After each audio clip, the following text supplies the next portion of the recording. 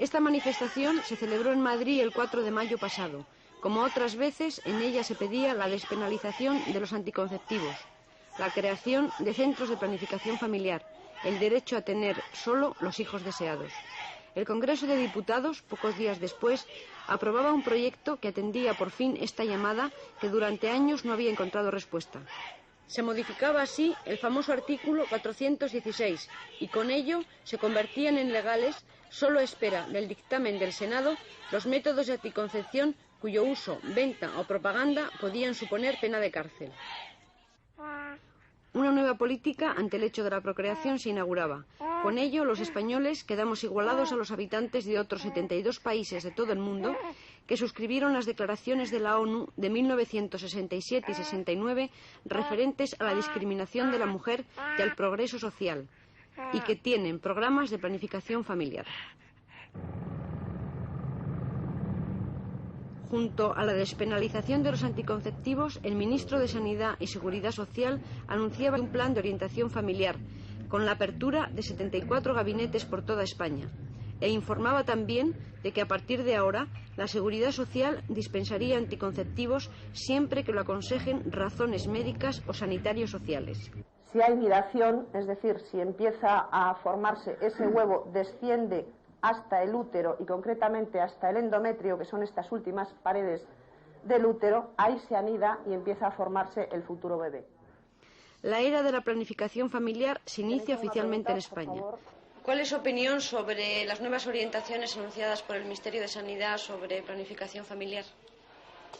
Desde luego es un paso positivo el que por fin se haya tenido en cuenta el grave problema que suponía la planificación familiar en este país y que no se abordaba, sino que se abordaba de una manera negativa, es decir, que se prohibía cualquier uso de anticonceptivos. La modificación del artículo 416 del Código Penal es una cosa realmente positiva, pero desde mi punto de vista el Gobierno se ha quedado corto. Se ha quedado corto porque el 416 debía haber sido derogado pura y simplemente y no solamente modificado. Y además el tipo de modificación que se ha hecho para mí es insuficiente. No solamente es esto, sino que además se han añadido otros artículos específicos para los anticonceptivos a la articulación general sobre productos farmacéuticos, cosa que me parece inútil y reiterativa. Y otra cosa que me parece muy grave, un problema muy importante, es que no se haya tenido en cuenta la modificación del artículo 418 que penaliza la esterilización voluntaria. Esta es a veces la única posibilidad para algunas mujeres y para algunos hombres de regular o de controlar su fertilidad y está castigada con unas penas que van de 12 a 20 años de cárcel para el médico que lo ejecute. Entonces yo creo que hasta que no se tenga en cuenta la modificación o derogación de este artículo 418 se habrá avanzado poco. Otro aspecto es el de los 74 centros de orientación familiar que ha prometido el ministro de Sanidad que se van a crear en breve plazo en colaboración con el Ministerio de Cultura. A este respecto, la explicación que ha dado el ministro a mí personalmente no me satisface. Primero, no creo que se deban llamar de orientación familiar. Creo que las mujeres y las parejas en este país somos ya adultos y que no necesitamos que nos orienten, sino que nos resuelvan un problema inmediato. Por otra parte, tampoco llego a comprender muy bien qué tiene que ver el Ministerio de Cultura en un tema que es de medicina preventiva y de salud general de la población. Y, por otra parte, por las explicaciones que ha dado el ministro en su intervención en las Cortes, parece que estos centros solamente se van a dirigir a matrimonios, cosa contra la que yo personalmente también estoy en contra, creyendo que la posibilidad de acceder a un método anticonceptivo es un derecho inalienable del individuo y que no se debe hacer ninguna discriminación en razón ni de edad, ni de estado civil, ni de medios económicos. Por otra parte, el ministro ha dicho también que en estos centros se hará una especie de balance por un personal técnico y cualificado para saber cuáles son aquellas mujeres que, en opinión de esta especie de comité, son las que deben tener la posibilidad de acceder a la planificación familiar o a los anticonceptivos suministrados gratuitamente por la Seguridad Social. Yo creo que tampoco se puede elaborar un comité técnico para este tema y que son las mujeres todas, sin discriminación, como ya he dicho antes, las que deben decidir y las que deben obtener de la Seguridad Social una total gratuidad y una total libertad para utilizar cualquier método anticonceptivo. Tere, tráeme, ¿es la señora Dorothy González? Buenas tardes. Pasen, por favor. ¿Qué tal? Hola, muy bien. Siéntese. Con frecuencia y en todo orden de cosas, las personas van por delante de las legislaciones. Esto que ha sucedido en nuestro país en varios terrenos de interés nacional se ha reflejado también en la postura tocante a la procreación y, por consiguiente, en el uso de anticonceptivos. Así lo prueba el hecho de que durante 1977 se consumieran en España más de 8 millones de anovulatorios o píldoras anticonceptivas, y que según la Dirección General de Ordenamiento Farmacéutico, el uso de estos anovulatorios haya experimentado un aumento anual del 18 al 20%.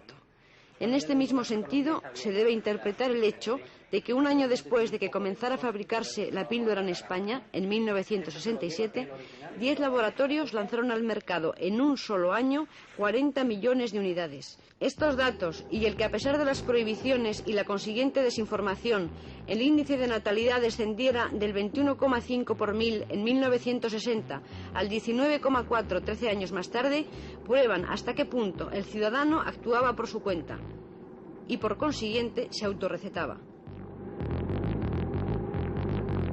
Naturalmente, el uso de cualquier medicamento indiscriminadamente es nocivo para la salud. Lo que pasa es que no todos los anticonceptivos son medicamentos o tienen sustancias hormonales o químicas perjudiciales. Por ejemplo, los dispositivos mecánicos tradicionales, como pueden ser el preservativo o el diafragma, en ningún caso pueden ser nocivos para la salud. Cuando se habla de esto se refiere uno fundamentalmente o bien a la píldora, a los anovulatorios o al dispositivo intrauterino. Entonces sí, naturalmente que no se deben tomar o utilizar de una manera indiscriminada, sino siempre bajo control y vigilancia médica. Y es precisamente esta la razón por la que nos hemos empeñado en la tarea de crear centros de planificación familiar para que deje de ocurrir lo que estaba ocurriendo hasta ahora, que es que en este país, a pesar de que las leyes prohibían el uso de anticonceptivos, las mujeres los usaban, pero los usaban sin control médico indiscriminadamente. ¿Todos los métodos anticonceptivos son válidos para todas las mujeres? No. O sea, todos los métodos no se pueden emplear para todos. Por supuesto, el ser humano es un individuo muy individual y lo mismo naturalmente desde el punto de vista de anticoncepción. Hay lo que nosotros llamamos contraindicaciones para un anticonceptivo, ya sea hormonal, ya sea mecánico o ya sea químico. Naturalmente que hay muchas mujeres que esto lo desconocen y por eso es precisamente por lo que es bastante favorable que vengan a un ginecólogo de entrada para que con él junto logren naturalmente elegir el método anticonceptivo moderno que más le venga al organismo de esa señora. Naturalmente hoy no se puede decir que exista un anticonceptivo óptimo. Un anticonceptivo óptimo todavía en nuestro mundo no existe y no creo a lo mejor que logre existir. Ahora bien, dentro del mal mayor, que sería un embarazo indeseado, es naturalmente claro elegir el mal menor, que sería un anticonceptivo que a esa mujer le venga bien. De los anticonceptivos que existen actualmente, ¿cuál es el que tiene menos consecuencias secundarias? Bueno, hay que distinguir naturalmente si es un anticonceptivo hormonal, como por ejemplo la píldora, o un anticonceptivo mecánico, como puede ser por ejemplo el dispositivo intrauterino. Ahora, yo no hablaría de que uno es mejor que otro, sino depende del caso clínico que se tenga delante. Los métodos anticonceptivos son numerosos y aún se pueden esperar novedades en este terreno, dada la intensa investigación que se dedica al tema. El anticonceptivo más conocido en España es la famosa píldora o anovulatorio químico que evita la ovulación. Aquí vemos los llamados espermicidas, que existen en forma de cremas y pastillas y cuyo funcionamiento consiste en que matan el esperma masculino. Entre los métodos mecánicos tenemos el dispositivo intrauterino o DIU, pequeño mecanismo del que existen más de 70 variantes y que se coloca en el útero femenino. Por último, vemos en esta imagen el diafragma, equivalente al preservativo masculino y cuyos tamaños varían de acuerdo con el tamaño del útero de la mujer. Pero la planificación familiar no termina con el hecho de conseguir que las parejas puedan decidir el momento en que desean que nazcan sus hijos. Junto a esta tarea, sin duda primordial, la planificación familiar debe llevar a cabo un cometido de información sobre la sexualidad. A través de su experiencia en este centro de planificación, ¿usted diría que la información sexual de la gente que acude al centro es suficiente o insuficiente? Es claramente insuficiente. Nosotros montamos aquí un gabinete de orientación psicosexual pensando que iba a tener una utilización pequeña, que las mujeres venían realmente con una serie de problemas superados cuando tomaban la decisión de venir a un centro de planificación familiar, por lo menos. Éramos conscientes de que la desinformación era muy grande en el país y que había graves problemas, pero pensábamos que las personas que iban a venir a este centro iban a ser ya personas que si eran capaces y por el mismo hecho de venir aquí iban a tener ya un mínimo de formación. No es así en absoluto y el gabinete de orientación psicosexual está funcionando también a tope y tenemos graves problemas de desinformación en todos los aspectos. ¿Qué relación hay entre desinformación y satisfacción sexual? Es evidente que muy alta.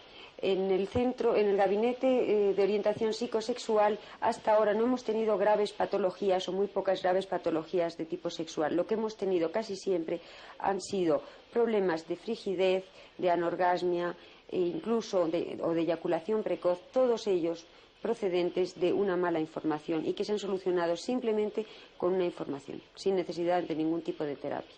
¿Cuál es la postura del hombre para acudir a un centro de planificación? Estamos bastante satisfechos porque al principio creíamos que iban a venir menos y que iban a tener una cierta reticencia, y aunque nos hemos encontrado con casos de mujeres que nos decían que venían a escondidas o que incluso buscaban un método anticonceptivo que no pudiera saber su marido que lo estaban utilizando, mujeres que contaban que su marido les tiraba los paquetitos de píldora y que buscaban otra cosa, eso ha sido minoritario. Ha habido una buena acogida y con cierta frecuencia vienen parejas, sobre todo entre la gente más joven. En general, las parejas jóvenes que se van a casar o recién casados vienen juntas, estudian el problema juntos y lo hacen suyo. En ese sentido estamos muy contentos de intentar que el hombre se dé cuenta de que el tema no es un tema exclusivo de la mujer y que él también, en el sentido global y amplio de la planificación familiar, tiene algo que decir, puesto que esto no se trata de un mero control de la natalidad o de un mero dispensario de anticonceptivos, sino de un planteamiento más general que afecta naturalmente también al hombre. ¿Cuál es el anticonceptivo que se acepta de una manera más natural?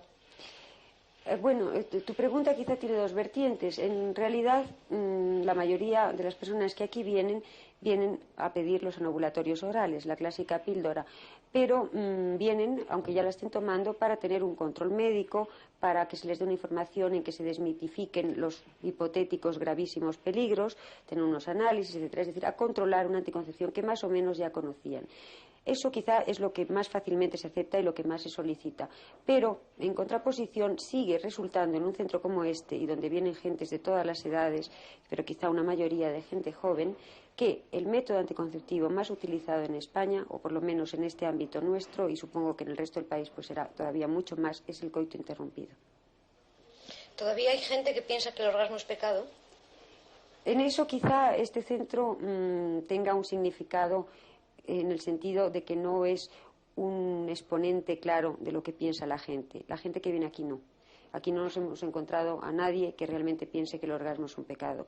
Nos hemos encontrado a gente que no sabía lo que era, gentes que tenían un desconcierto sobre el tema, pero todos con una actitud positiva hacia el orgasmo, es decir, deseando enterarse, conocerlo y saber lo que es. No nos hemos encontrado a nadie con una actitud negativa. Pero ya te digo que esto posiblemente viene deformado por lo que es este centro. Está en Madrid, es minoritario de todas maneras, se dirige a un cierto tipo de población que es el que lo conoce. Y me imagino que hay grandes capas de población, sobre todo en medios rurales y en capitales de provincia pequeñas muy tradicionales, donde se sigue pensando que el orgasmo es pecado.